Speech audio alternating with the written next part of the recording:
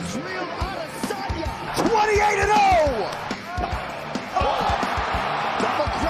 Talking about a guy who is...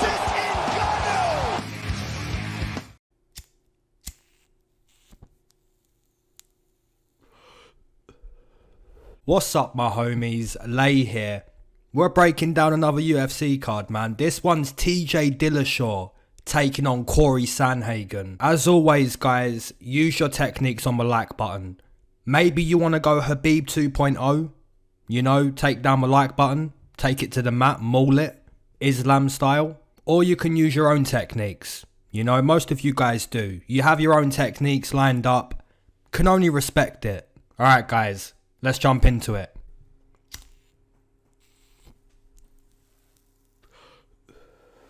Alright guys, starting off this card, we've got Belbita taking on Goldy. What a matchup this is. And when I say what a matchup this is, I'm talking about trying to make a prediction. It's 50-50 in my opinion. Belbita, this girl's a Muay Thai fighter.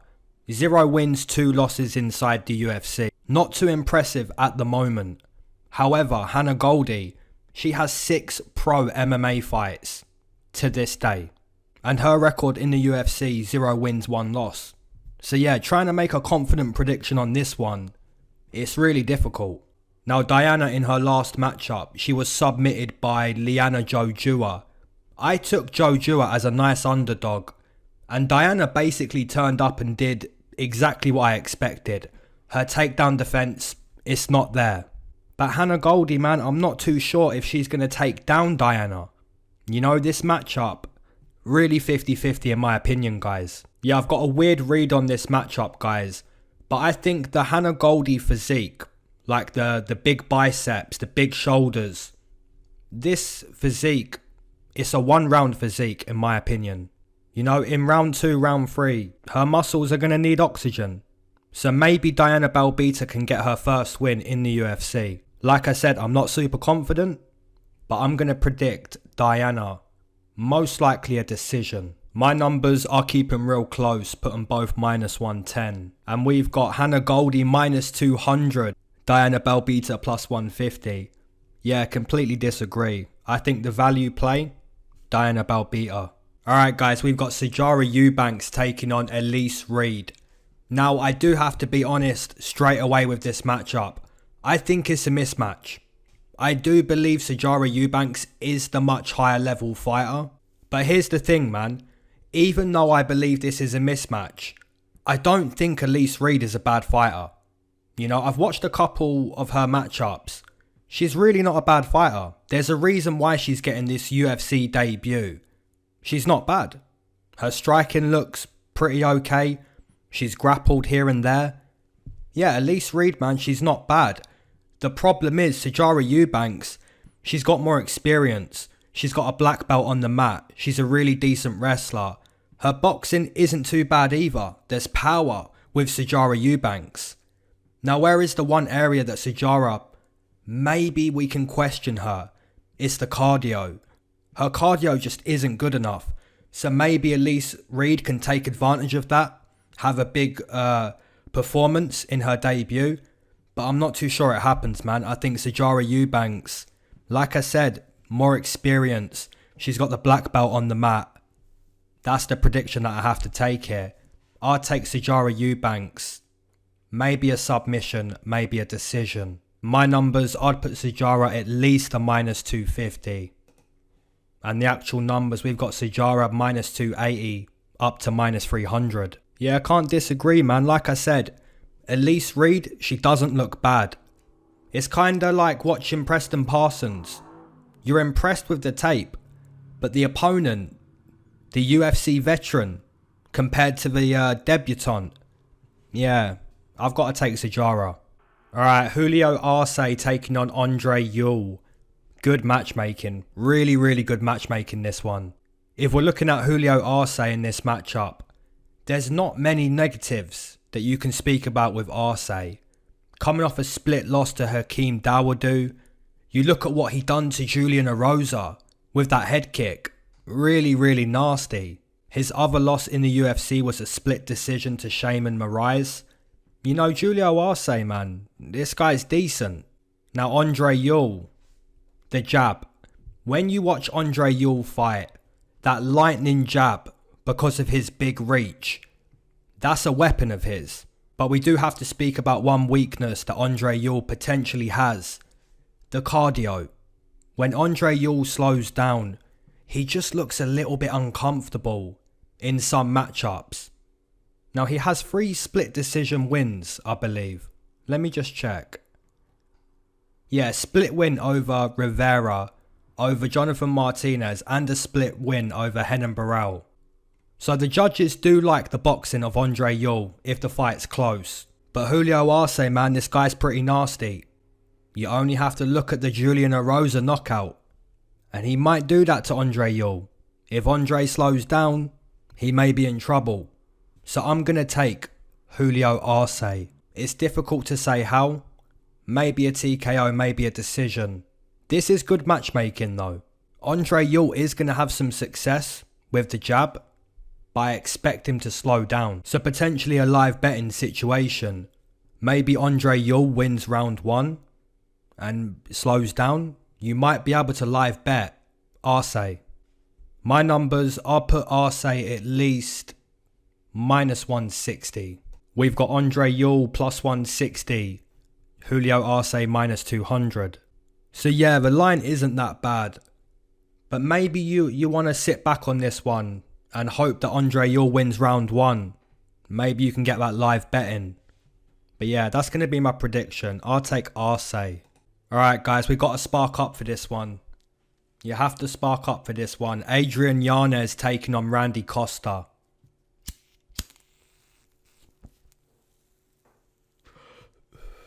Adrian Yanez, he's a prospect. Randy Costa, he's a prospect. Somebody has got to lose. And that sucks because both of these guys, they're coming up. You look at what Adrian Yanez has been doing. The head kick. The beautiful counter boxing to put away Gustavo Lopez. Pure nastiness from Adrian Yanez. You look at what Randy Costa's been doing. He's been using his boxing. He's been head kicking people too. Now in my opinion guys, one of these fighters is a higher prospect than the other. I believe Adrian Yanez is just a little bit better than Randy Costa. Specifically with the boxing. If Randy Costa tries to trade with Adrian Yanez, it really might end badly for him. If I'm Randy Costa, I'm trying to grapple. Use my kicks at a distance and then shoot for takedowns. Because if he gets in the phone booth, man, Adrian Yanez, he's so slick. The counter boxing of Adrian, you don't want to mess with it. This guy is mini Masvidal. Like I said guys, both of these fighters are prospects. So don't sleep on Randy Costa too much. He has got the ability to hurt Adrian. But I believe Adrian has more of an ability to hurt Randy. Specifically with the boxing. So that's what I'm going to take here. I'm going to take Adrian Yanez. Most likely via TKO. My numbers. I would put Adrian Yanez at least a minus 200. And the actual numbers, we've got Adrian Yanez minus 175 up to minus 200. Yeah, I completely agree. I would put Adrian in that ballpark.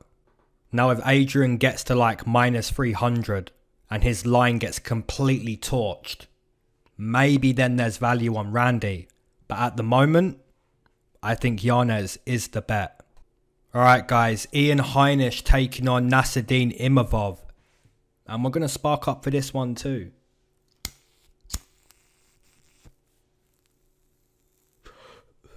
Not because this is a fire matchup, but because Nassourdine Imavov, potentially my MMA doppelganger.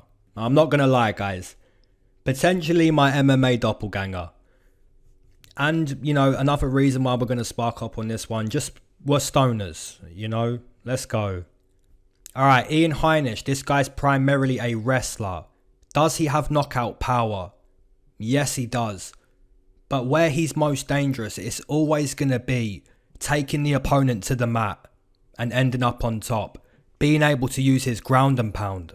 Now, Nassourdine Imavov had a good UFC debut. Then he had a loss to Phil Hawes where he was basically clinched and just, you know, put into a dirty fight. Phil Hawes really done a good job. Got the clinch and just manhandled Nassourdine. I'll be honest guys, I have changed my prediction on this matchup. Initially I was leaning towards Heinisch, but I think if this fight's kept striking, Nassourdine, he's going to do some Ghane stuff. Just touch you from a distance. Use that Muay Thai. Just touch the opponent. Constantly just add up the points. Heinisch, like I said, this guy's a wrestler. So he has to close the distance and basically do what Phil Hawes did to Nassourdine. But I'm going to take Nassourdine here to use his striking. Maybe a decision. My numbers, I'll keep them real close. I'll put Nassourdine -120. And we've got Heinisch -150. Nassourdine +120. Yeah, I do think there's value in the Nassourdine line. But like I said, man, he has to fight his fight. And that's not going to be clinching and wrestling with Heinisch. If he wants to win this matchup, he has to fight the opponent from a distance. Which is going to be harder in the smaller octagon. But this is the highest level, man. You got to be ready. So yeah, I'll take Nassourdine.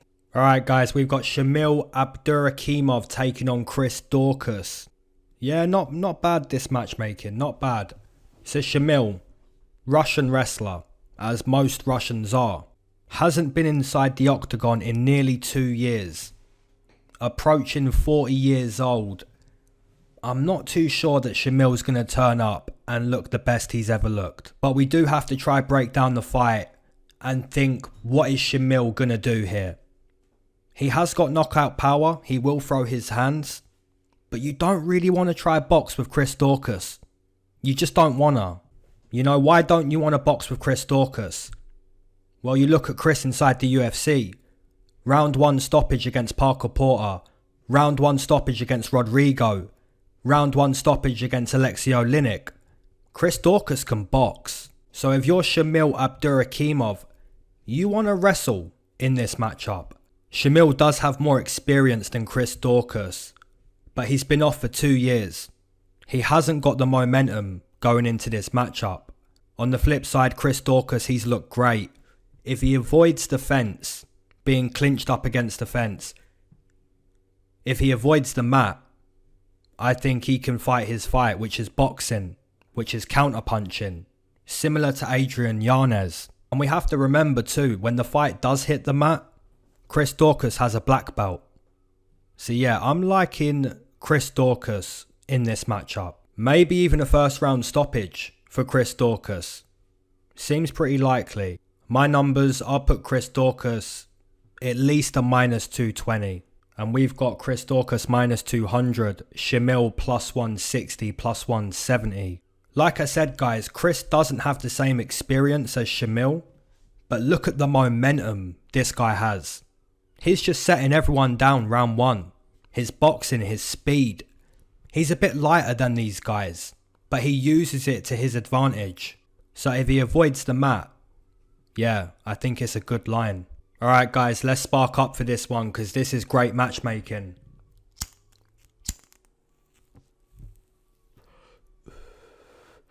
We've got Punahele Soriano taking on Brendan Allen. If this fight stays standing, I believe Punahele Soriano, he's live at any moment for a KO.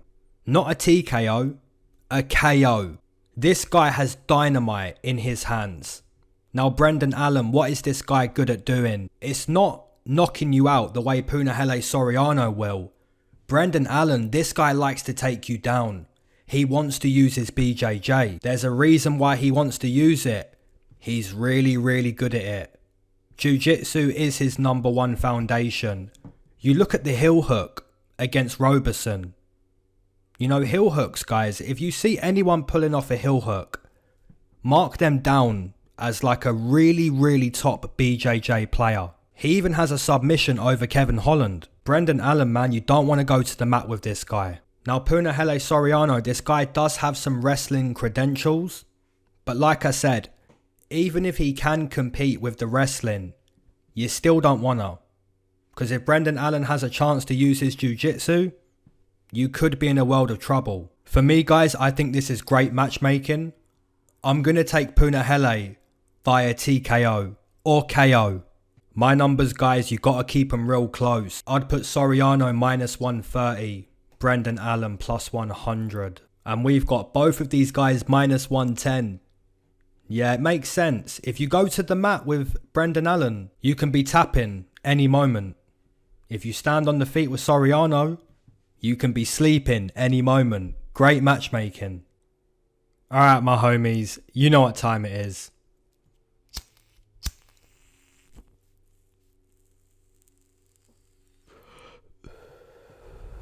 If you waited to smoke with me, amen. If you've been smoking this whole time, double amen. If you're not a smoker but you enjoy the smoke breaks, triple amen, gang. Let's go.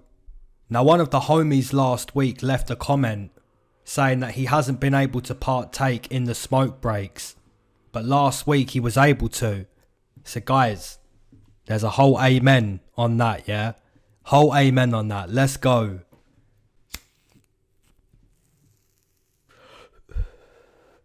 But amen to everyone, man. Even if you don't smoke, you do your thing. Whether it's have a drink, some Kool-Aid, whatever it is. Yeah. Alright, guys. This is my Instagram. UFC Lay. Give this a follow if you have Instagram. Patreon. This is my Patreon. Massive shout out to all 62 Patreons. Just crazy. Really, really crazy. I'm blessed, man. Truly. I have the best community on YouTube. Without a doubt. Without a doubt.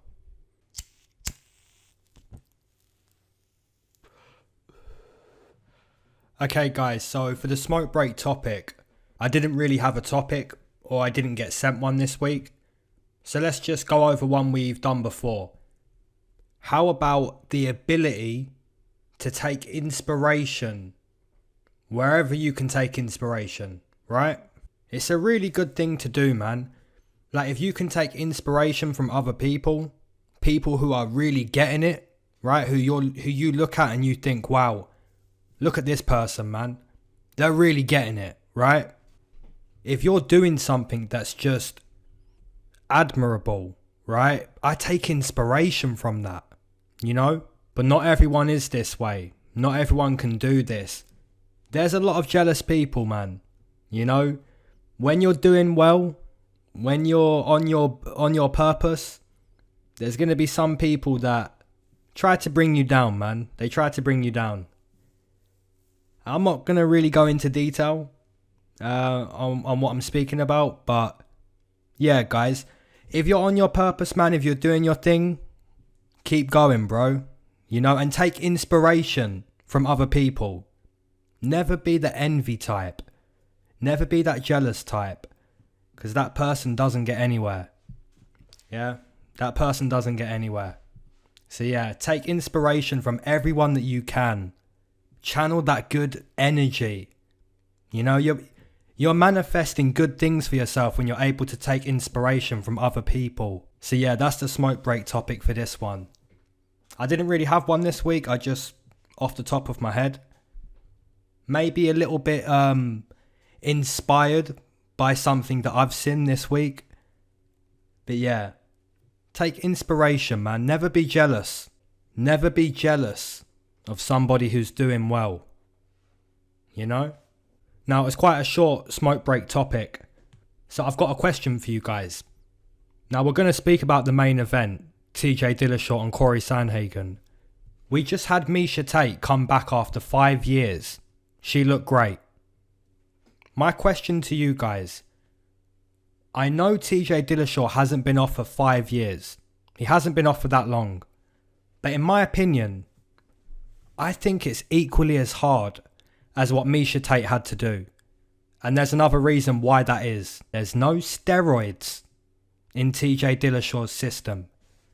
So that's my question to you guys. Do you think it's going to be very difficult for TJ Dillashaw to show up after 2 years with no steroids? It's going to be difficult, right? Not really a question, more of a statement. But yeah, I think even though it's not 5 years, there's no steroids. There's a different element, which makes it equally as hard. Can TJ Dillashaw do it? We're going to find out.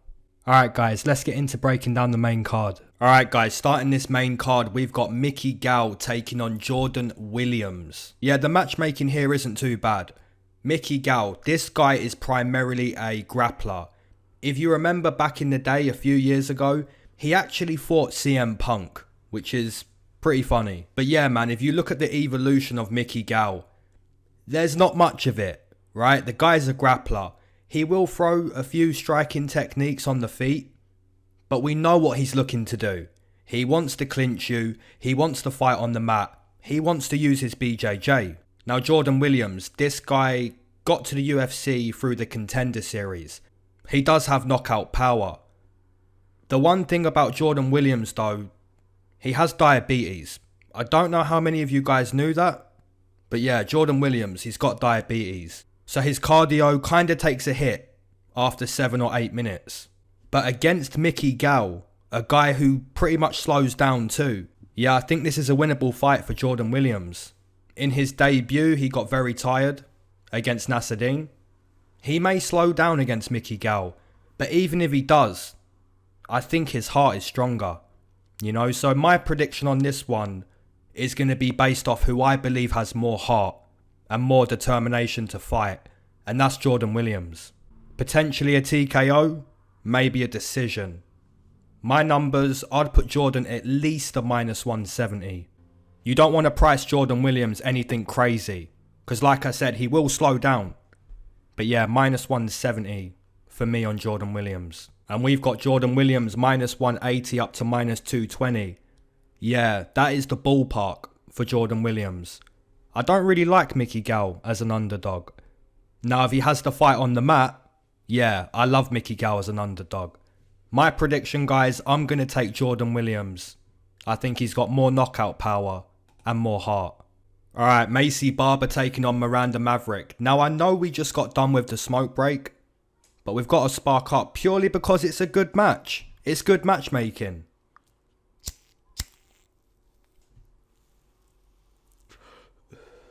Now Maycee Barber, we were speaking about this girl a couple years ago, potentially to be the youngest UFC champion. Since then, she's had a couple losses, back to back too. She had a little injury against Roxanne Modafferi, and then she was put in there against Alexa Grasso, who we know is a nasty, nasty boxer, pretty much cut from the same cloth as Irene Aldana. So the Maycee Barber hype, the train, it's pretty much done at the moment. Miranda Maverick, now her hype, her train, it's moving. She's looked really impressive so far in the UFC. She has a Muay Thai foundation, her jiu-jitsu's good, her wrestling's good. She's basically a well-rounded fighter. Now I just mentioned guys that Maycee Barber, her hype has stopped. Miranda Maverick, she's got hype. I don't want to sleep on Maycee too much, right? My prediction is going to be Miranda Maverick. I think her Muay Thai is a little bit better. Quite a bit better than Maycee Barber. She's more violent. There's more power. But although I'm picking Miranda, like I said guys, 2 years ago we were speaking about Maycee. We were speaking about her potential. And her back's against the wall. So don't sleep on her too much. But my prediction's going to be Miranda Maverick to win this fight based on being the better striker. My numbers, I'd put Miranda at least -150. And we've got Miranda -120. Up to -130. All the way up to -160. So yeah, the betting line on Miranda Maverick at the moment is a bit all over the place. We don't really know where this line should be. Now if you can get -120 on Miranda, that's a line that you should probably think about hitting. But some lines have her -160. So yeah, my prediction is going to be Miranda. Maycee Barber is a slight underdog, which she should be, right? She's got potential. Don't sleep on her too much. Alright guys, we've got Darren Elkins taking on the smoke break got to me. We've got Darren Elkins. Or did I say Darren? I don't even know man, the smoke break got to me. Darren Elkins taking on Darrick Minner. I like this matchup. I guess it's a trippy matchup. And the reason why it's a trippy matchup, both of these guys are pretty much the same thing. You know, we've seen Darren Elkins for a long time. We know who this guy is. He's a veteran. He's been in the UFC, right? Darrick Minner, he's basically the fresher version of Darren Elkins. When you look at how many fights Darrick Minner's had, it's more than Darren Elkins. But he hasn't been in the UFC for as long as Darren. When you look at Darren Elkins, man, you see a guy that takes damage, right? That's his octagon name too. His jiu-jitsu's pretty good. Darrick Minner, this guy loves to use his BJJ. That's what he's looking to do every fight. Now, Darrick Minner, though, this guy has bad cardio. It's kind of got a little bit better, but that's only because he's fighting a little bit different. He's not using as much energy, being a little bit more composed in there. But against Darren Elkins, that might just go out the window. We might get a barn burner between these two guys. I took Darrick Minner as a big underdog against TJ Laramie. I took him as an underdog against Charles Rosa. I'm going to stick here and take Darrick Minner against Darren Elkins. I do want to say this though. Potential live betting situation. Darrick Minner may win round 1. And round 2, he could win round 2. Even though he slows down, Darren Elkins a very hittable guy. But I do want to mention, Darrick Minner, man, his cardio isn't great. So there is still a potential live betting situation on Darren Elkins. You just have to pay attention to this matchup. Just keep your eyes on Darrick Minner, you know. Decide at which point, okay, his gas tank is done, Darren Elkins is going to take over. Live betting, man, it's a hard thing to do. But I do think this is a potential live betting situation. My prediction though, guys, I'm going to stick with Darrick Minner. And my odds, I'd put him around -170. Purely because of the cardio. And the actual numbers. Darrick Minner -150 up to -170. Yeah. Round 1 is going to look good for Darrick. But the cardio. So be careful on that one. Alright guys, moving into the Matrix. Kyler Phillips taking on Raulian Paiva. Guys, I feel like everyone this week is going to be picking Kyler Phillips. And to be honest, man, how can you blame anyone picking Kyler Phillips? The guy has looked awesome inside the UFC. His jiu-jitsu, super tricky to deal with. But the tricks don't stop with the grappling. When this guy's striking, his striking is also in the category of trickiness, right? There's a lot to like about Kyler Phillips. The movement, the way he's trying to set you up, the striking, the jiu-jitsu, the flow. Everything about Kyler Phillips, man. The Matrix. You can tell this guy smokes weed. Now the opponent, Raulian Paiva, probably going to be overlooked a lot this week. Like I said, everyone I think is going to be picking Kyler Phillips. Now we do have to take a look at Raulian. He's had a couple losses in the UFC. Hasn't exactly been super impressive. But he is on a 2-fight winning streak. You know, he's got 20 pro wins. Raulian Paiva, man, he's not a bad fighter at all. But like I said, guys, I think everyone's going to be picking Kyler. And it's hard not to, man. So that's going to be my prediction. I think he's just too tricky for a guy like Raulian Paiva. For Raulian to have success, man, he's got to bring Kyler out of his fight. So he's got to stop the movement. And it's just going to be hard to do. Inside the smaller octagon, though, I still favour Kyler. So that's going to be my prediction. My numbers, I'm putting Kyler at least a -200. And we've got Kyler -250. Yeah. So that tells me everyone's laying money on Kyler. And Raulian's going to be massively overlooked. Alright guys, co-main event. We've got Aspen Ladd taking on Macy Chiasson. Yeah, low-key, really decent matchup. So let's start with Aspen Ladd. This girl is primarily a wrestler. She likes to take you to the mat. She wants to smother you. BJJ, ground and pound, she doesn't mind. She wants to wrestle you. Now her striking isn't exactly elite, but she has had good moments. You look at what she done to Yana Kunitskaya in that last round. She started that round on fire, dropped Yana, got her finished late. So even though when you look at her striking, you don't exactly see anything close to like a Israel Adesanya or anything elite, she can throw her hands. You know, she's going to try hurt you. Macy Chiasson on the flip side. There's a connection here. Aspen Ladd likes to take you down. Macy Chiasson, she hasn't got good takedown defense. So I do believe the narrative on this one's going to be Aspen Ladd is able to wrestle. But I'm not going to take it. I'm going to take Macy Chiasson.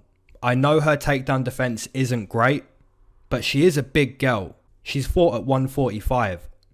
So don't be too shocked if you see improvements from Macy Chiasson with her takedown defense.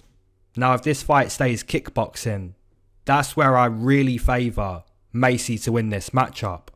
You know, Aspen Ladd has one pro defeat. Macy Chiasson has one pro defeat. This is a low-key, really decent matchup. My prediction, guys, I'm going to take Macy Chiasson, aka MGK. My numbers, guys, I'll keep them real close, purely because if I'm wrong and her takedown defense hasn't improved, yeah, Aspen Ladd may maul her. So I'll keep them real close. Minus 110 each. And we've got Macy Chiasson plus 170. So yeah, that kind of proves my idea on the narrative's going to be Aspen Ladd takes her to the mat. It may not even be close. That narrative may be true. But for me personally, guys, on this co-main event, I'm going to say Macy Chiasson to shock some people. Alright guys, main event. If you haven't used your own techniques on the like button yet, go ahead and do that, man. Any technique you want to use, you're free to do so. Alright, we've got the Sandman, Corey Sandhagen, taking on TJ Dillashaw. Yeah, really interesting main event here, guys. We know what Corey Sandhagen has been doing since he's been in the UFC. He's been a nasty guy. You look back to what he did to Frankie Edgar. Guys, I'm going to play the clip. So if you're a massive Frankie Edgar fan, you know, this clip has been known to bring a tear to a grown man's eye, right? So I'm going to play the clip.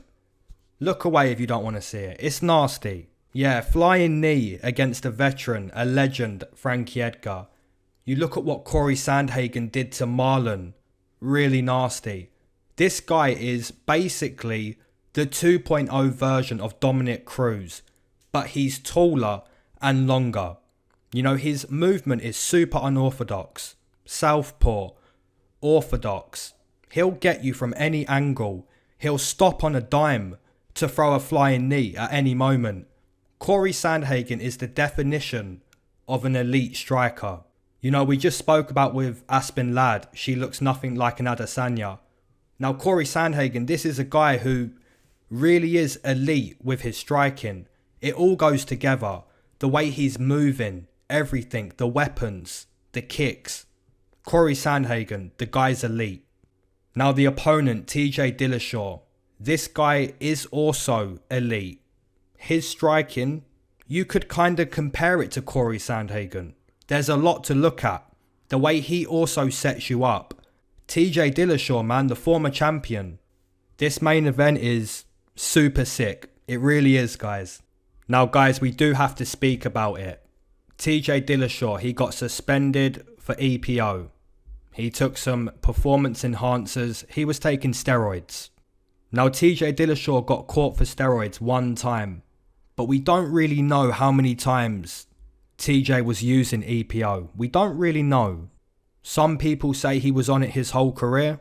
Some people don't really subscribe to that idea. But what we do know is, well, I hope we know this. TJ Dillashaw is going to be returning without the steroids, right?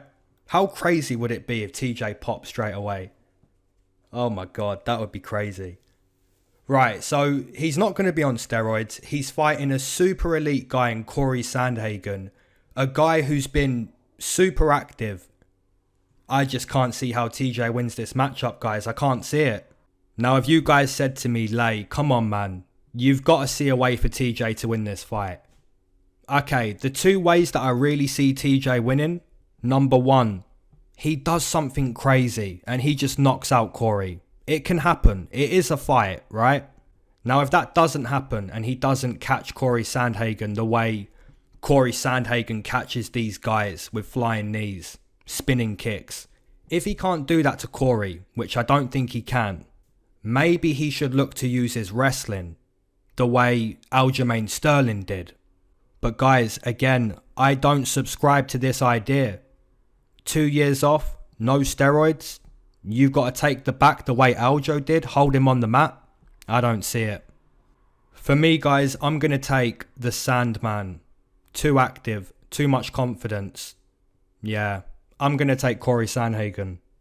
Now, despite my idea of TJ Dillashaw having a really, really difficult matchup here, not giving him too much of a chance, I am still a hardcore fan of this sport, and I'm super interested to see, right? I really am interested to see.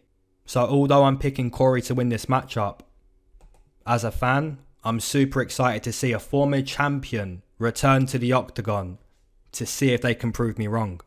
My numbers, I'd put Corey at least a -200. And we've got Corey -180, TJ Dillashaw +150. So yeah, maybe a little bit of value in Corey, but the line, in my opinion, is pretty much where it should be. Alright homies, let me know who you're taking in this main event, the co-main event, your underdogs, your parlays, all of that good stuff. Yeah, enjoy this card guys, and I'll catch you soon. Peace.